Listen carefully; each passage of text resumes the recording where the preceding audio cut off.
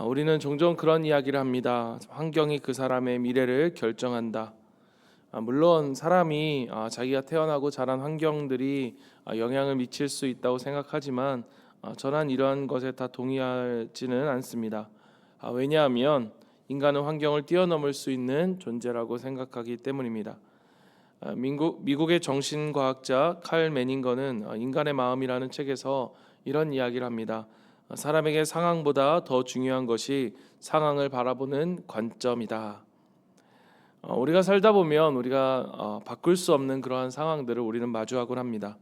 그러나 그 상황에서도 우리는 여전히 우리의 태도는 결정할 수 있습니다. 같은 상황 속에서도 다른 태도를 취해 전혀 다른 행동과 열매를 만들어낼 수 있기 때문입니다. 성도란 무엇일까? 그렇게 좀 생각해 볼 때 이 세상 속에서 성도는 세상의 상황에 의해 결정되지 않는 사람들이다라는 생각이 듭니다. 어떻게 우리가 그러한 삶을 살아갈 수 있을까? 오늘 그에 대한 대답이 바로 오늘 우리가 묵상할 오늘 요한계시록의 말씀이라고 생각합니다. 우리가 앞서 계속 묵상해 왔던 것처럼 1세기 소아시아 교회들은 엄청난 위기를 맞이했습니다. 황제의 핍박은 더욱더 심해져 갔고 그 가운데 어떤 이들은 순교의 자리에, 또 어떤 이들은 감옥의 자리에, 또 어떤 이들은 신앙을 버리고 배교의 길을 걸어갔습니다. 눈에 보이는 그러한 상황만 본다면 그 상황들은 정말로 절망적인 상황들이었습니다. 신앙 공동체는 그러한 핍박 가운데 그 핍박을 피해서 교회나 외곽이나 심지어 지하로 숨어 들어갔습니다. 그렇게 숨죽여서 예배를 드리며 근근히 맥을 이어가던 중에 마지막 남은 예수님의 제자 요한의 편지가 그들에게 도착했습니다. 반가운 편지였지만 과연 그들이 처한 현실 속에서 이 편지가 어떠한 위로가, 무슨 위로가 될까? 우리가 보았던 것처럼 1장에서는 인사말을, 그리고 2, 3장에서는 그 소아시아 교회에 대한 구체적인 책망과 또 권면들을 마쳤던 요한은 바로 오늘 우리가 묵상하는 4장부터 그 편지를 쓴 그 이유, 본론을 이야기하기 시작합니다. 그 본론에 시작되어지는 말은 무엇이냐? 바로 우리가 1절 함께 보았던 것처럼 이 일 후에 내가 보니 하늘에 열린 문이 있는데 내가 들은 바 처음에 내게 말하던 나팔 소리와 같은 그 음성이 이르되 뭐라고 이야기합니까? 이리로 올라오라 라고 이야기합니다. 여러분, 이것은 예수님께서 요한에게 하신 말입니다. 이리로 올라오라. 내가 이후에 너희가 경험할 것이 무엇인지, 여기 말씀에 보면 이후에 마땅히 일어날 일들을 내가 내게 보이리라. 너희가 이 이후에 무엇을 경험하게 될 건지를 내가 보여주겠다. 내 눈에 보이는 것처럼 교회가 다 망할 것 같은, 성도들은 떠나고 배신을 하고 또 신실한 그리스도인들은 다 죽어나가는 그러한 모습이 너의 눈에 펼쳐질 텐데 이것이 세상의 전부가 아니다. 내가 보지 못한 엄청난 것들이 있단다. 그것을 보기만 한다면 너의 마음과 너의 태도가 바뀔 수 있다. 나의 사랑하는 제자 요한아, 나의 사랑하는 교회들이여, 이리로 올라오라. 주님은 지금 요한과 이 땅에 있는 교회, 그리고 우리를 하나님이 보여주시고자 하는 그 세계로 초청하고 계신 것입니다. 여러분, 오늘 이 말씀을 묵상하면서 제게는 마치 열왕기하 6장의 말씀을 좀 떠올리게 했습니다. 여러분, 우리가 잘 아는 엘리사, 이 엘리사가 도단이라는 성에 있을 때 아람 군대가 그 성을 포위합니다. 왜냐? 자신들이 계속해서 이스라엘에게 지고 있는 이유를 그렇게 보니까 이 엘리사라고 하는 사람 때문이더라.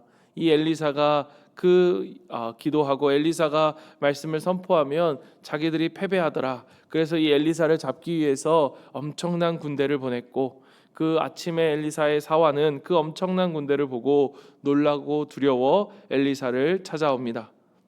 그런데 이 엘리사는 사환을 향해서 뭐라고 이야기하느냐? 두려워 말라라고 이야기합니다. 여러분, 한번 생각해 보십시오. 엘리사와 사환은 지금 동일한 상황 가운데 있습니다. 동일한 상황과 그런 환경 가운데 처해져 있죠. 그런데 이 둘은 전혀 다른 반응을 하고 있습니다. 그 이유는 무엇일까? 이 엘리사가 사환을 위해서 기도를 합니다. 하나님께 이렇게 기도를 하는데 이 사환의 눈을 열어주시기를 기도합니다. 그리고 그 사환의 눈이 열립니다. 영적인 눈이 열린 것입니다. 그러자 사원의 눈이 이전에는 보이지 않던 것이 보여지기 시작합니다. 그것이 무엇이었느냐? 자기를 지키기 위해, 자신들을 지키기 위해 하늘에서 내려온 하늘의 군대, 하나님의 군대, 그 천사들이 보이기 시작한 것입니다. 엘리사가 같은 상황 속에서 다르게 반응할 수 있었던 이유는 바로 이 엘리사에게는 이 영적인 눈이 열려져 있었기 때문입니다. 여러분, 이것은 단지 그럴 거야, 괜찮을 거야, 좋아질 거야 라고 하는 스스로의 어떠한 체면을 건 것이 아니었습니다. 그에겐 그를 보호하시는 하나님의 천사들이 실제로 보였던 거예요. 저는 다윗도 마찬가지였을 것이라는 생각이 듭니다. 여러분, 다윗이 시편 3편에 이런 고백을 합니다. 천만인이 나를 에워싸 진친다 하여도 나는 두려워하지 아니하리이다. 여러분, 어떻게 그럴 수 있겠습니까? 여러분, 한 명만 나를 어렵게 하고 힘들게 해도 우리의 마음이 무너져 내릴 텐데, 천만인이 나를 둘러싸 진친다 하여도 나는 두려워하지 않을 것이다. 어떻게 그럴 수 있었을까? 여러분, 그는 알고 있었습니다. 그 다음에 이어지는 말씀이 무엇입니까? 주께서 나를 붙들고 계시며 주님의 손을 이길 수 있는 원수가 없다는 것을 나는 알고 있습니다. 그는 알았던 거예요. 그는 보았던 것입니다. 무엇을 말입니까? 자신의 손을 붙들고 계시는 주님을 보았던 것입니다. 사랑하는 성도 여러분, 저는 우리의 삶에서도 이렇게 우리의 눈이 열리는 시간, 정말로 하나님께 붙들려 높이 올라가는 그러한 시간들이 우리 가운데 있어야 한다라고 생각합니다. 우리 앞에 정말로 수많은 위협들과 위기와 고난들, 그러한 인생의 파도가 몰아칠 때 우리는 어떻게 이것들을 감당해낼 수 있을까? 그 파도를 뚫고 어떻게 우리가 앞으로 나아갈 수 있을까? 마치 저 넓은 바다 한가운데에 서 있는 것 같은 그러한 망망대해 위에 그렇게 서 있는 것 같은 우리의 인생 가운데 우리는 끝없는 그러한 질문들이 우리 가운데 들여지죠. 과연 이것이 되어질까? 과연 내가 지금 바른 방향으로 가고 있는 것일까? 거대한 그림을 볼 수 없을 만큼 우리는 일상이라고 하는 그러한 강력한 그러한 삶의 시간들 속에서 우리의 시선은 자꾸 우리 안으로 움츠러들고 메어집니다. 그런 우리에게 오늘 말씀하시는 것입니다. 이리로 올라오라, 이리로 올라오라. 여러분, 주님은 지금 요한의 눈을 열고 계신 것입니다. 그 요한의 눈이 열리자 그 앞에 이전에 보지 못했던 것들이 펼쳐져 보이기 시작하는데, 그게 바로 오늘 우리가 읽었던 2절부터 6절까지의 말씀입니다. 하늘에 있는 하나님의 보좌와 그 주변에 대한 묘사를 우리는 볼 수 있습니다. 여러분, 이것은 사실적인 묘사이기보다는 상징적인 묘사입니다. 우리에게는 생소하지만 그들에게는 분명히 익숙한 것들이었을 것입니다. 오늘 우리가 이것을 하나하나는 다 살펴볼 수 없기 때문에 우리가 한 가지만을 우리가 생각해 보면, 여러분, 그것은 바로 보좌입니다. 보좌. 여러분, 이 짧은 구절 안에 보좌라는 단어가 10번이나 반복되어져 나옵니다. 왜냐? 핵심이기 때문입니다. 여러분, 보좌란 무엇입니까? 보좌는 무엇을 상징합니까? 보좌는 바로 통치를 상징하죠. 왕을 뜻하는 것입니다. 지금 이 어려움 가운데 있는 그들에게 있어서는 정말로 하나님이 이 세상을 통치하고 계시는 게 맞는 것인지 정말 그 질문을 던질 수밖에 없었습니다. 도무지 하나님의 통치가 느껴지지 않았기 때문입니다. 그런데 그에게 이 교회들에게 첫 번째 보여주시는 광경이 무엇이었는가? 바로 하나님께서 보좌에 앉아 계시는 모습이었습니다.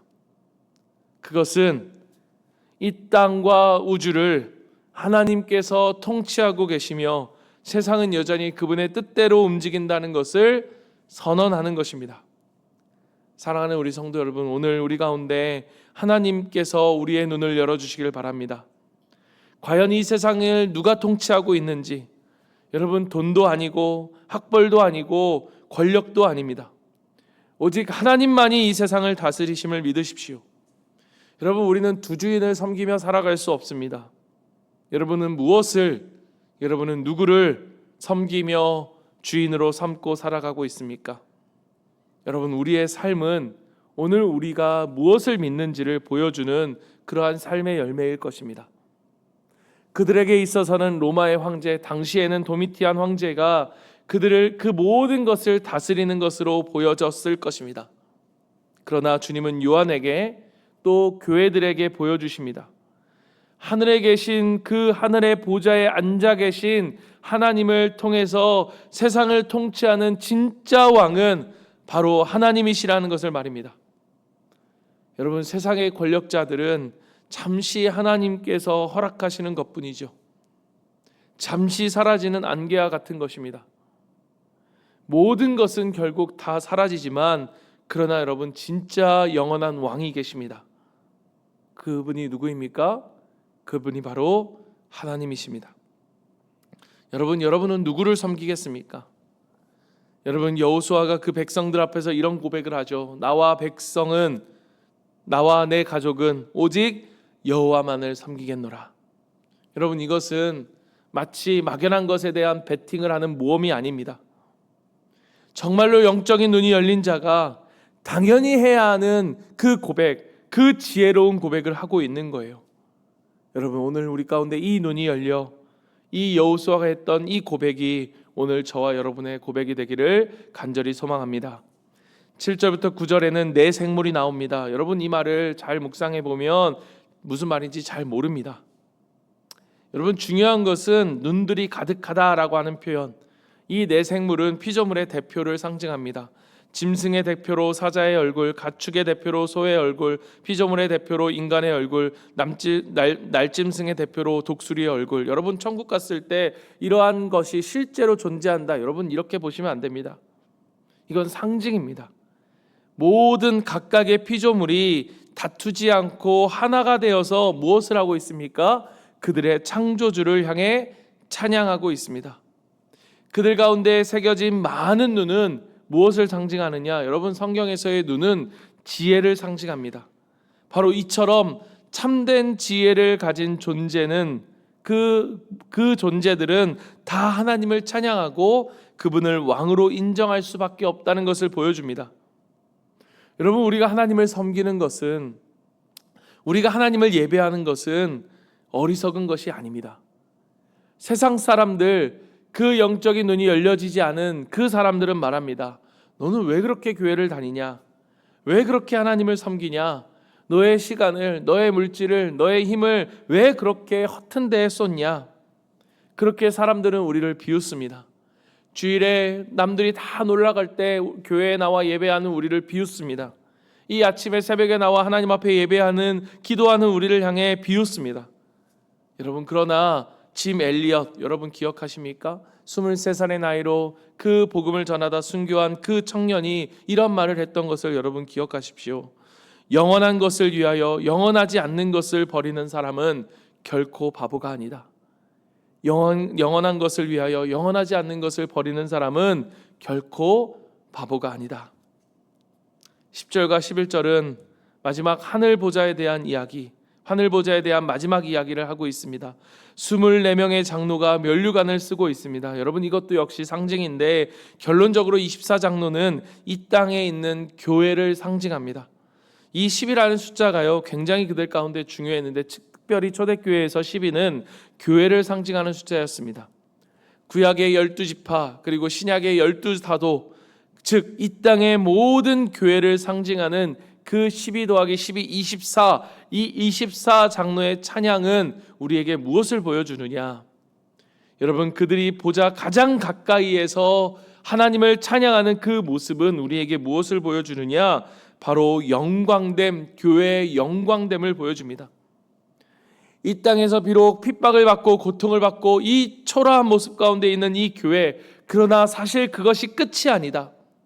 하늘 보좌 바로 그 옆에 자리가 누구의 자리입니까? 교회의 자리라는 거예요. 우리의 자리라는 것입니다. 여러분, 오늘 우리는 이것을 기억해야 합니다. 이것을 반드시 우리 마음 가운데 새겨야 하는 것입니다. 말씀을 마칩니다. 여러분, 오늘 마지막 11절에 보면 오늘 어떠한 말씀이 나옵니까? 오늘 그들 24장로가 그 살아계신 하나님 앞에 경배하고 자기의 관을 보좌 앞에 드리며 그리고 찬양하는 모습을 볼 수 있습니다. 왜 교회는 하나님께서 그에게 씌워주신 이 면류관을 다시 하나님께 드리고 있었을까? 그 보좌에 내려와 하나님께 엎드렸을까? 여러분, 그들이 하나님 앞에 고백할 수 없었던 것은 자기에게 쓰여주신 이 면류관이 나는 하나님 이 면류관을 쓸 수 없는 그러한 연약한 존재입니다. 나는 이러한 영광을 받을 수 없는 그러한 존재입니다 라고 하는 그 고백을 그들이 드릴 수밖에 없었던 것입니다. 그러나 하나님은 다시 그들에게 그 면류관을 씌워주시며 우리에게 말씀하십니다. 아니다. 너는 최선을 다했다. 너는 이 면류관을 받기에 합당하다. 너는 나의 자녀이다. 하나님이 우리를 안아주시고 그 앞에서 누릴 그 영광됨의 눈물, 여러분, 그것이 바로 오늘 이들에게 그리고 우리에게 하나님께서 이 환상을 통해서 보여주시는 우리의 약속된 보장된 미래라는 것입니다. 여러분, 그들에게 그 어떤 것보다도 위로가 되는 말씀이 바로 이 말씀이었던 거예요. 오늘 우리에게도 오늘 이 아침에 이 요한계시록 4장의 말씀이 그 세상의 어떤 위로보다 그 잠시 우리에게 주어졌다 사라질 안개 속에서 그 누릴 잠깐의 위로가 아닌 우리가 영원히 주님의 보좌 옆에 앉아 하나님과 함께 찬양하며 주님이 우리를 향해 베풀어 주실 그 면류관, 그리고 다시 우리는 그 면류관을 드리며 이 모든 것이 은혜입니다. 아니다. 수고했다. 그 말씀해 주시는 그 하나님의 그 천상에서의 위로와 그 찬양이 오늘 우리에게 그 어떤 것보다 더 큰 위로로 다가올 수 있는 이 아침에 우리에게 주시는 하나님의 음성이 되기를 간절히 소망합니다. 우리 오늘 이 말씀을 기억하면서 오늘 두 가지를 우리가 기도하기를 원합니다. 첫째, 여러분, 우리가 오늘 이 요한에게 보여주셨던 이 환상이 오늘 이 아침에 우리에게도 보여지길 원합니다. 하나님, 우리의 눈을 열어주시옵소서. 이 세상에 매여 있는, 오늘 먹고 사는 것에 매여져 있는 우리의 눈을 열어주시고 하나님 아버지, 정말로 우리가 봐야 될 것, 그것을 보게 하여 주시옵소서. 오늘 기도 가운데 우리의 눈이 열려지게 하시고 우리의 영적인 눈이 열려지게 하소서. 오늘 우리 가운데 계시는, 우리의 손을 붙잡고 계시는 그 하늘 보좌 위에서 우리를 다스리시며 우리와 함께 계시는 주님을 보게 하여 주시옵소서. 또 그 가운데 우리의 삶이 하나님을 찬양하는 우리의 인생이 되게 하여 주시옵소서. 어떠한 어려움이 우리 가운데 다가온다 할지라도 온전히 하나님을 찬양하는 우리의 인생, 우리의 오늘 삶이, 오늘 이 아침이 되게 하여 주시옵소서. 우리 이 시간 같이 이 말씀을 붙들고 간절히 기도하고 우리 각자의 기도 제목을 갖고 주님 앞에 기도하며 나아갑니다. 기도하겠습니다.